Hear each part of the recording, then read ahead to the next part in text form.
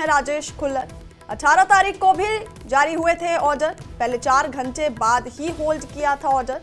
पहले ऑर्डर में कैबिनेट मंत्री का दर्जा और सुविधाएं थी, अब कैबिनेट मंत्री का दर्जा हटाकर नए आदेश जारी। पूर्व मुख्यमंत्री मनोहर लाल और नायब सैनी के पहले कार्यकाल में भी चीफ प्रिंसिपल सेक्रेटरी रह चुके हैं खुल्लर।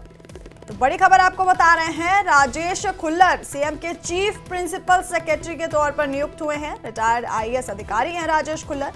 18 तारीख को ऑर्डर जारी हुए थे। पहले ऑर्डर में कैबिनेट मंत्री का दर्जा और सुविधाएं थी, अब कैबिनेट मंत्री का दर्जा हटाकर नए आदेश जारी कर दिए गए हैं।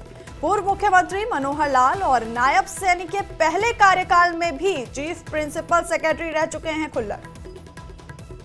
बड़ी खबर आपको बता रहे हैं, राजेश खुल्लर को सीएम के चीफ प्रिंसिपल सेक्रेटरी के तौर पर नियुक्त किया गया है।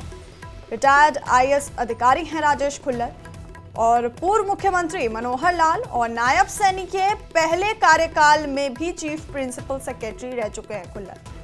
18 तारीख को ऑर्डर जारी हुए थे। और इसी खबर पर हमारे सहयोगी का हम रुख करेंगे, अंकित हमारे साथ फोन लाइन पर हैं। अंकित, तो राजेश खुल्लर सीएम के चीफ प्रिंसिपल सेक्रेटरी के तौर पर नियुक्त हुए हैं।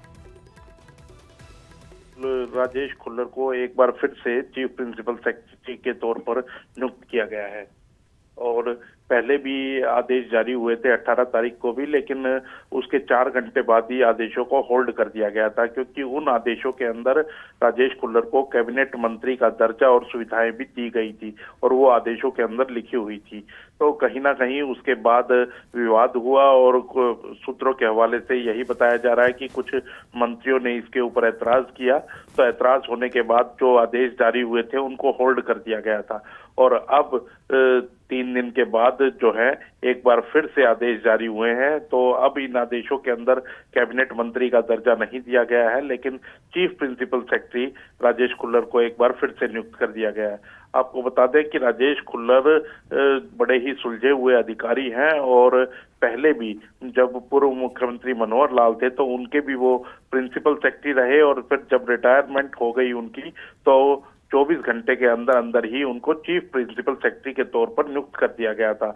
और नायब सैनी जब पहला कार्यकाल जो उनका 54 दिन का रहा तो उसके दौरान भी वो नायब सैनी के भी चीफ प्रिंसिपल सेक्रेटरी रहे थे। तो अब एक बार फिर से उनको चीफ प्रिंसिपल सेक्रेटरी के तौर पर नियुक्त किया गया है और अब उनका कार्यकाल आगे चलेगा और उस कार्यकाल के अंदर ये भी लिखा गया है कि जब तक चीफ मिनिस्टर रहेंगे तो उनका कार्यकाल रहेगा, वरना चीफ मिनिस्टर जब तक चाहेंगे तब तक वो कार्यकाल रहेगा। तो दोनों चीजें लिखी गई हैं। तो एक बार फिर से जो नियुक्ति है वो काफी चर्चा का विषय थी, लेकिन एक बार फिर से नियुक्ति राजेश खुल्लर की सीएमओ के अंदर हो गई है। जी अंकित, आपका बहुत बहुत शुक्रिया तमाम जानकारी हमें देने के लिए। तो राजेश खुल्लर को सीएम के चीफ प्रिंसिपल सेक्रेटरी के तौर पर एक बार फिर नियुक्त किया गया है।